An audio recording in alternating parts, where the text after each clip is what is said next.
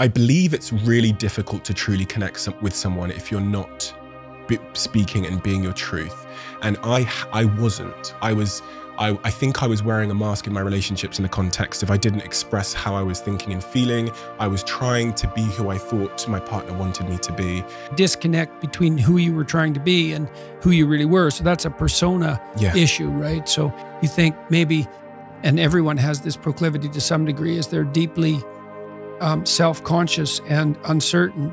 And so instead of allowing the person they're with to connect with that underlying uncertainty and inadequacy, they act out a persona. Yeah. And then the problem is that, well, perhaps the person falls in love with that persona, but there's no real connection there. It's an artifice. And, you know, having said that, one of the things that Carl Jung, the great psychotherapist, said about a persona is, don't be thinking that you're better off if you never formed one.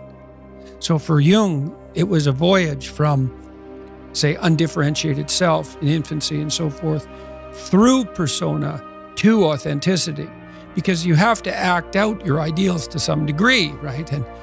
And you also have to formulate a avatar of yourself in some sense that's a mediator between you and other people in casual social encounters. Like, you don't want to walk into the bank and have the teller tell you about his or her day when you say, "How are you doing?"